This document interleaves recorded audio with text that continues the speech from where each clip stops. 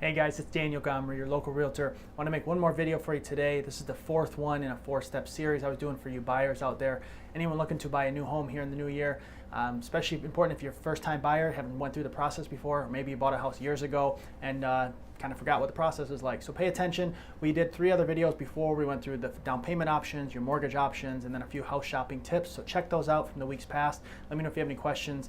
I want some more details on that. Today, the last one, like I said, the fourth step here, is mistakes that I see buyers make that I want you to avoid. Again, especially first-time buyers. Many of you just don't know any better, so no big deal. I want to educate you guys and bring you up to speed on what you should be looking out for so that we can make you a savvy buyer when you're ready to buy that new home.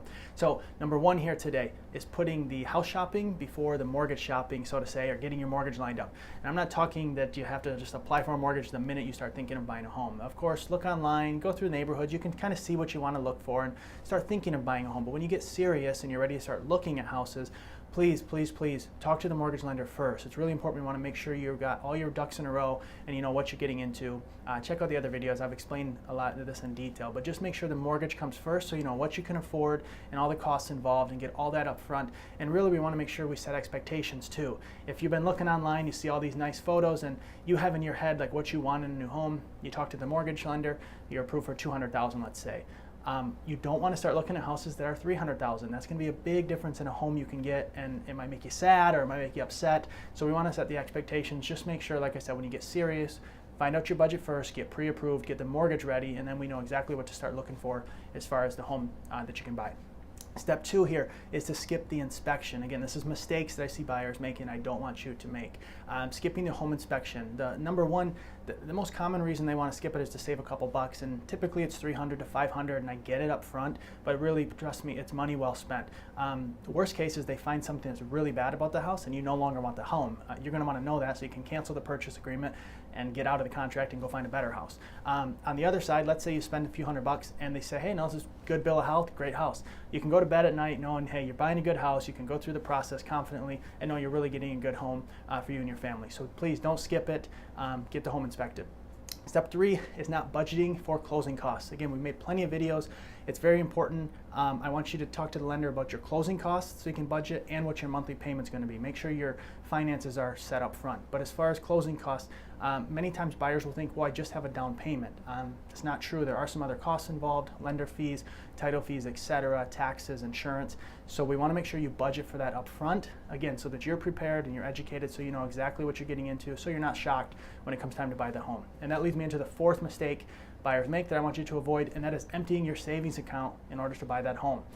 Sometimes this happens where they find a home they love, spend maybe a little more than they should have budgeted for, and then with their down payment and closing costs, they're broke. They empty out the account. Number 1, it's just not a good feeling. Number 2, you're going to have some expenses when you first move in. Of course, you're probably going to want to paint some stuff. You might need new carpet, new flooring. You're going to need new furniture for the home. And like we've talked about before, as a homeowner, things come up. So let's say you have some issues with your furnace, your air conditioning, or an appliance. What if that happens after a couple months? You might have a home warranty. Watch my other videos on that. But my point is there's costs that come up, and if you empty that savings account, you're going to be really uncomfortable, and you're going to want that money there. So 2 things to do. 1, this is why we get up, pre-approved up front. We go through all the costs. You might just want to lower the budget where you're not bringing so much out of savings and just kind of find a more affordable home. 2, you might want to wait a little bit. Now, it's not always the best idea with interest rates rising and prices going up, etc. Talk to me, we can devise a plan for that, but you might just not be ready yet, and that's okay. We can kind of talk about a strategy to get you ready to buy a home. So please, just don't go in over your head. Don't spend all the money out of your savings. So again, to recap, mistakes that buyers make that I want you guys to avoid is not getting pre-approved or getting the mortgage ready and start trying to house shop when they're serious before they're actually ready with the mortgage. Get that done up front. 2, don't skip the home inspection, get it inspected. 3, not budgeting for your closing costs. Like I said, there are some extra costs, make sure you're aware of them. And 4 is emptying that savings account in order to buy the new home. Don't do that, you're gonna be uncomfortable. I want to see you guys happy when you buy that new home. So hope that helps. Again, check out the other videos from the past. As always, we'll be putting more videos out there to educate you guys, give you guys tips and tricks on the buying process as well as the selling process. And if you guys ever need anything at all, please reach out. If you know anybody looking to make a move here in 2019, please call me, be happy to talk to them and help them out. Thank you guys so much again for watching. We'll talk to you soon.